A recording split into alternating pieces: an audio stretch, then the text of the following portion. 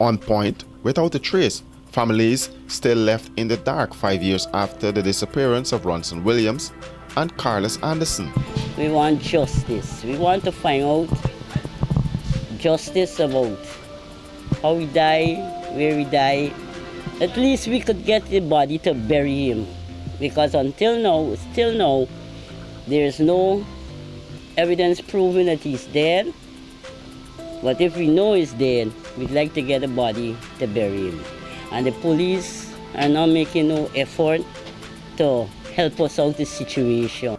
Desiree Carter has endured years of pain and emotional stress following the mysterious disappearance of her only child, Ronson Williams. Williams, a former national footballer and member of the Alpha United Football Club, and his friend Carlos Anderson mysteriously vanished on September 10, 2015. They have not been seen or heard from since. Ronson's mother Desiree had 2 stroke attacks and died 2 months ago following the last attack. Her cries for closure and quest for answers were taking a toll on her.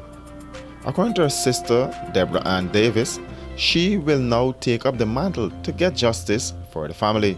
You know, they say, you mustn't visit the dead back when you don't put it down. But there's one person, I don't go back, but I would go back and tell you where we get justice for her son. We find him, I bury him, and we get justice. I'd like that to happen for this end of the year or next year, sometime. Before I die, I'd like to get justice for him. During a visit with the family at their Ben Street home, her sister said Desiree never recovered from the heartbreak of the disappearance of her son. Yeah, it was real hard because every day I have to comfort her because every day she used to cry. Every day since she got a stroke, she cried every day. So I had to be here for her and comfort her until her dying, the last day of her death. Even as hopes for a safe return have faded, she's still hoping for closure for her sister. You know, the first thing, but right now, everything just sweep under the carpet. I feel it must be forget by the police force. It's not existing no more, and nobody's not following it up. The police force put it down and leave it like that, just like that, sir. Nothing else in doing, and through her sickness, we had to leave it like that a little bit because she couldn't move about. Anything we gotta lift her and take her in a car and carry it and go and come. And we had a hospital. We carrying her to therapy and things.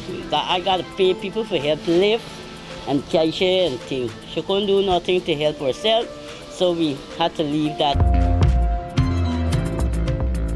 His grandmother Amelia Davis recalls her last moments with Ronson before he disappeared. Fit common entrance, but we didn't get a proper school that we had wanted. But anyhow, we make it in life with this football. And that is what I was very proud of. That was very shocking to us because his mother and he was living downstairs and I was living up here. And on the 4th of September, I can't remember the year, but the 4th of September, he came up these steps here. He said, Granny, he said, no, sir, what happened? I found out, and he said, who is this? And when I opened my hand, it was $25,000. He said, oh, you're going to see me later in the month. Not knowing that was the last. And to see Ronson. We miss him, yes. Ronson was a U.S. permanent resident and a father of 1. Williams was a former national footballer in the prime of his career. Many regarded him as one of the most outstanding goalkeepers of his time in Guyana. He was a member of the Alpha United Football Club at the time of his disappearance. When I spoke to Carmelita Anderson, the mother of Carlos Anderson, recently, she said it was difficult for her with each passing day. The hurt is that one of the greatest hurt for a mother is not knowing whether the child is dead or alive, whether he has been captured, whether he's, those are some of the pain for a mother, because every day you wake up and a child recollection of him is always wrong. There's no closure for it until you have the last answer. But for me, I know that there are people out there who want to release themselves in letting me know what actually happened. So I'm asking you to come forward and bring a closure to it. I have to be forgiven as well as they have to be forgiven, but it's a hurt, and I know that it wouldn't come easy.